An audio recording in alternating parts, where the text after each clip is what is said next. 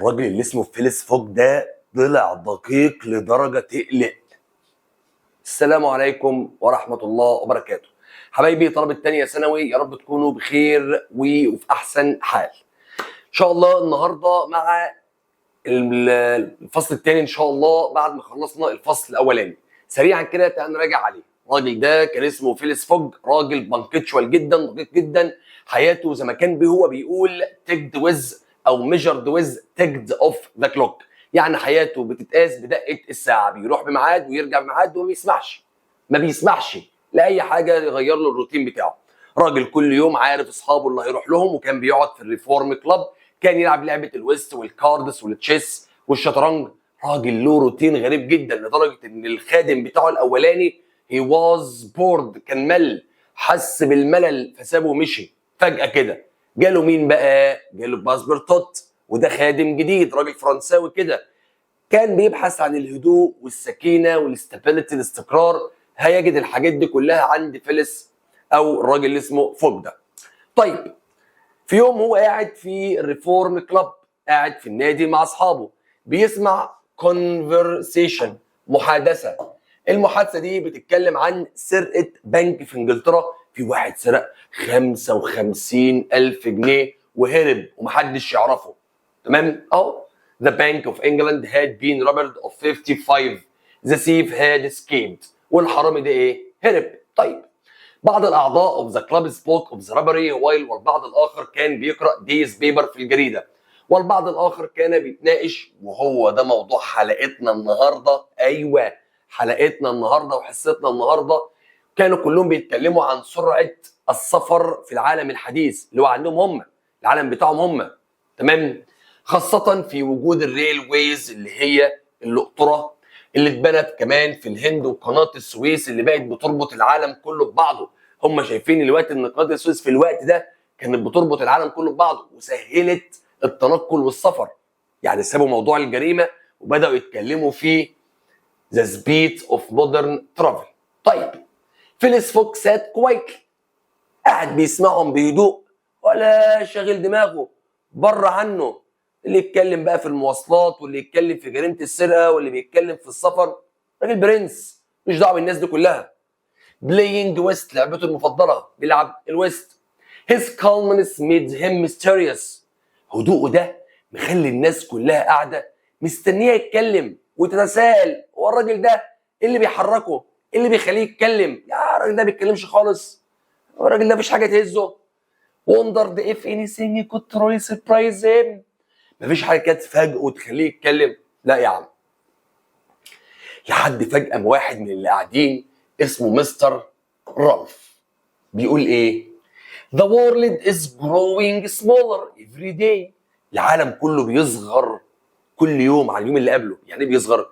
يعني انا اقدر اروح من مكان لمكان بسرعه.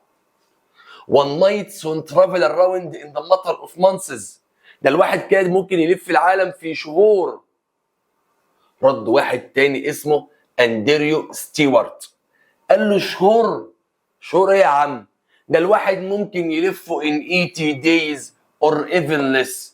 ده في 80 يوم او حتى شهور. فالمجموعه كلها بدات تضحك وتستغرب. ايه يا عم اللي انتوا بتقولوه ده؟ واحد يقول لك في شهور والتاني يقول لك في 80 يوم.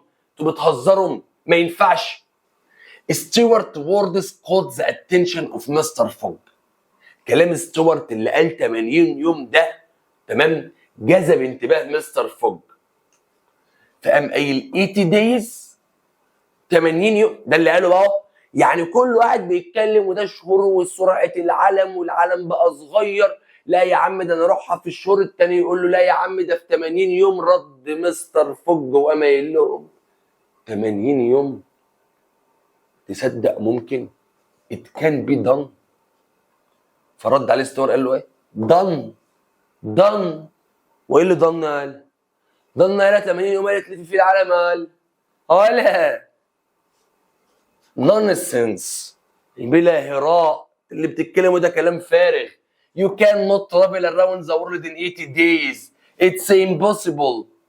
مستحيل يا عم اللي انت بتقوله ده. 80 يوم ايه اللي تسافر في العالم؟ قال له on the contrary، بالعكس انا اقدر. وهعملها وهلف العالم وفي 80 يوم. It's entirely possible. يا عم لا ده ممكن. I am prepared. ده انا هثبت لك. You speak seriously فوج. انت بتتكلم بجد يا فوج؟ قال له هو انا اعرف حاجه غير الجد؟ I never spoke otherwise. انا كلامي جد الجد وهثبت لكم. يا عم ازاي يا عم؟ يا عم انت بتقول ده يا عم. وزود هيسيتيشن بدون اي تردد بدا يحسبها لهم. طلع لهم هنا كده ايه آلة حاسبه وقال لهم مش عارف ايه في ايه ومش عارف ايه وفي ايه. طلع المجموع 80 يوم. اثبت لكم. تعال. من لندن للسويس في 7 ايام. من السويس لبومبي في 13 يوم. من بومبي لكالكتا في 3 ايام. من كالكتا لهونج كونج في 13 يوم. من هونج كونج ليوكوهاما في 6 ايام. من يوكوهاما لسان فرانسيسكو 22 يوم. من سان فرانسيسكو لنيويورك 7 ايام. من نيويورك لندن 9 ايام. هو يعني حد هيحسب وراه؟ المهم تجري بعد 80 يوم. حسبها له. قال له انت قاعد بتحسب لي. هو انت يعني مفيش مواصلات هتاخرك؟ مفيش حادثه ممكن تحصل لك؟ مفيش حاجه ممكن يعني تعطلك؟ قال له لا، انا رجل بلا حوادث. انا رجل ظابط كل حاجه، ما بسيبش حاجه للصدفه. انا مش زيكم. شوف بيقول له ايه. You forget storms. نسيت العواصف. Delays. Accidents. يا عم انت يا عم. You get only minutes of time table. انت ظابط كل حاجه. قال له I never plan for accidents.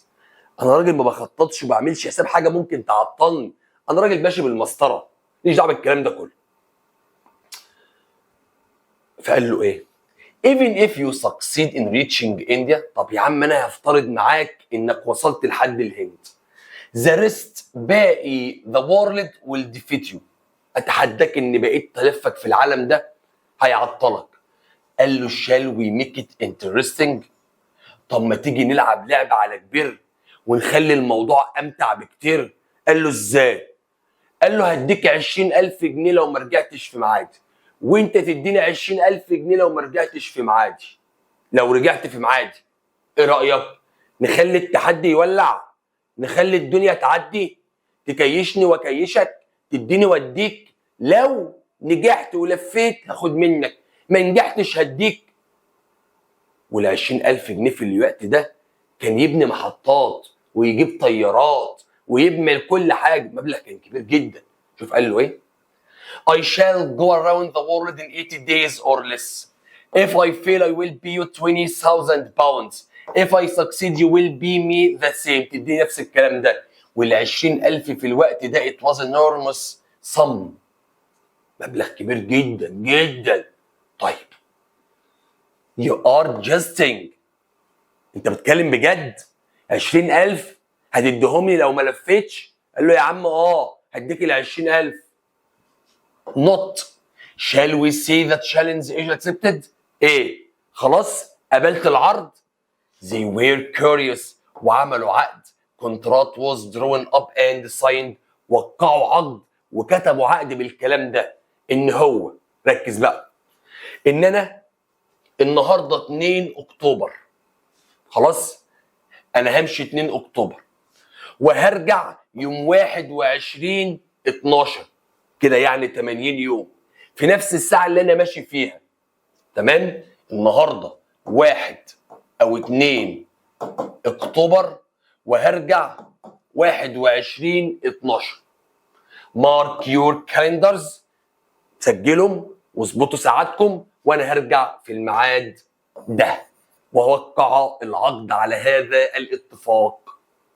ناس في الاول بتتكلم عن جريمه سرقه بالبنك. تمام؟ فجاه اتكلموا عن العالم الحديث والتنقل. سبيد اوف مودرن وورلد. تمام؟ دخل في الكلام. هلف العالم في 80 يوم. وقع يا باشا 20,000 جنيه لو ما رجعتلكش. خلصانه. طب تعال نشوف الاسئله اللي ممكن تتحل على هذا الكلام اللي ملوش اي ستين لازمه. ماشي. بسم الله الرحمن الرحيم. نحل مع بعض. How does Suez Canal symbolize progress in society؟ ازاي قناة السويس كانت بترمز للتقدم في هذه القصة؟ بص يا باشا. It connects world together. حد تاني يقول لي make travel easier. جعل السفر اسهل. ماشي. it make the world smaller. جعلت العالم اصغر. ماشي اللي انت عايزه. what role does the reform club setting play in the story؟ ايه اللي يعني ايه الدور اللي لعبه الريفورم كلوب؟ الريفورم كلوب it is the place، هو المكان where اللي منه journey start، الرحله ايه بدات، او بدل journey دي challenge، challenge started، المكان اللي فيه التحدي بدا. لو انت هنا واحد من الجنتلمان في النادي، هل هتقبل بتحدي وتوافق التحدي بتاع فوج؟ اقول لك لا، نو، مستحيل يعني يلف العالم في 80 يوم. How has modern travel changed compared to؟ ازاي طبعا العالم تغير عن 1870 اللي بتاعت القصه؟ لا دلوقتي we have او now we have مثلا modern transports، وسائل مواصلات احدث like planes rockets، صواريخ طبعا، والطيارات ساتلايتس، الاقمار الصناعيه، الحاجات دي كلها.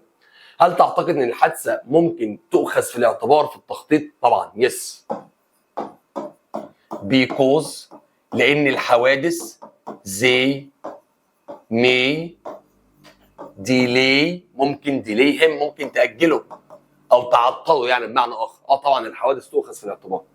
How does fog determination inspire or worry؟ هل اصراره ده يلهم ولا يقلق؟ انا شايف ان هو inspire، يلهم بالنسبه لي انا، لان انا شايف ان everything is possible، كل حاجه ممكنه.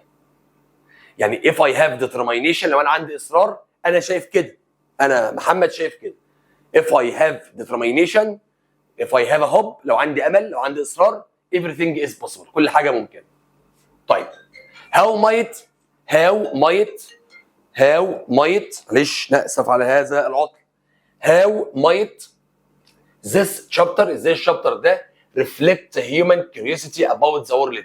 ازاي الشابتر ده ممكن يعكس اللي هو حب الاستطلاع بالنسبه للانسان؟ الانسان ده دايما عنده حب استطلاع وفضول انه يعرف اكتر. تمام. بص دي بقى كريستوات help man to know more، ان هو عايز يعرف ايه اكتر. يعني الانسان ده بيساعد الانسان to know more، انه يعرف ايه اكتر. او برضه ايه، ممكن الكيوريوسيتي ديت، الفضوليه ديت give him courage، تعطيله الشجاعه to discover the world او explore the world، يستكشف العالم. ماشي. How did Phyllis Fogg respond to the idea of the accident؟ رد فعله كان ايه؟ he isn't عايز تكتبها يا مستر؟ ما اهتمش. he isn't interested او he doesn't care، ما اهتمش، ما اعطاش اهتمام. تمام. what Phyllis Fogg placed on the table before making that challenge؟ حط ايه على الترابيزه قبل ما ياخد القرار؟ money. what did the men at the club think about the sum of money؟ رأيهم ايه في الفلوس؟ it was a lot، كتير قوي. رأيهم ان هو كتير قوي. طيب how did Stewart react to the proposal of Fogg؟ رأيه ايه او كان رد فعله ايه؟ he was surprised، كان مندهش جدا. تمام. كده يبقى احنا خلصنا. تمام. السؤالين دول بقى حلهم انت واشتغل. تمام. كده يبقى احنا خلصنا الفصل الثاني في القصه. ان شاء الله انتظروا مراجعه نوفمبر يونت 3 و4 بامر الله، اقوى مراجعه ان شاء الله، سواء سنتر او على اليوتيوب باذن الله يا رب. يعني اشوفكم على خير دايما وبصحه ودايما مبسوطين وفرحانين. سلام.